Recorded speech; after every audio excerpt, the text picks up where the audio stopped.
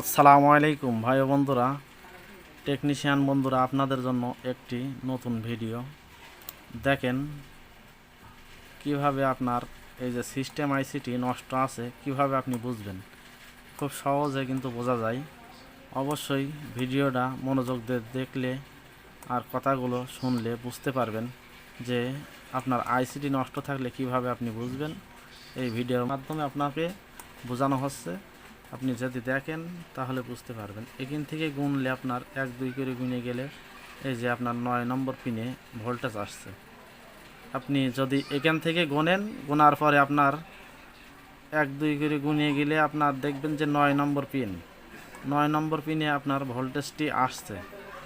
এই যে এই জায়গায় 1015 ট্রানজিস্টর আছে, এখানে একটি ডায়োড আছে।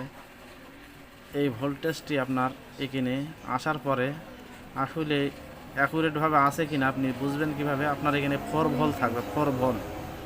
যদি 4 ভোল্ট না থাকে, দেখেন যে কমে গেছে ভোল্ট, তাহলে আপনি এই লাইনটি খুলে দিতে পারেন। এটা কিন্তু আপনার এই যে মেমোরি আইসির প্রথম পিনেই গিয়েছে। এই যে দেখেন মেমোরি আইসির এই যে প্রথম পিনে দেখতেই পাচ্ছেন, এই জায়গায় আসছে আপনার 4 ভোল্ট থাকে এই জায়গাটায়। যদি দেখেন যে 2 ভোল্ট হয়ে গেছে অথবা 3 হয়ে গেছে, আপনার টিপিটি আর স্টার্ট নিচ্ছে না, তখনই আপনি বুঝতে পারবেন এটা খুলে দেওয়ার পরে। যদি দেখেন যে ভোল্টেজ ঠিক আছে, মেমোরি আইসির ভোল্টেজ খুলে দেওয়ার পরে, তাহলে আপনার আইসিটি কিন্তু সম্পূর্ণ ভালো আছে। আর যদি এটা খুলে দেওয়ার পরেও ভোল্টেজটি দেখেন যে ঠিকভাবে আসেনি, তাহলে আপনি মেমোরি আইসিটি চেঞ্জ করতে পারেন। সাইড দিয়ে একটা পিএফ আছে, পিএফ চেঞ্জ করতে পারেন, তাহলে আপনার কাজটি কিন্তু কমপ্লিট হয়ে যাবে।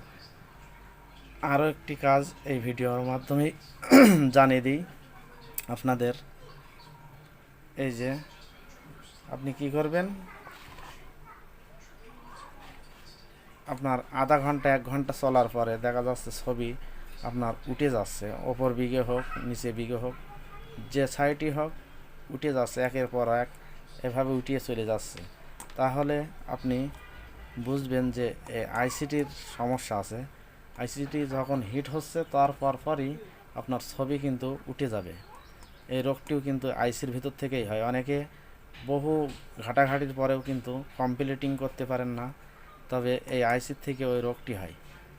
যদি ভিডিওটা আপনার ভালো লাগে, অবশ্যই লাইক শেয়ার দিয়ে কমেন্টে কিছু লিখেন, ইনশাআল্লাহ।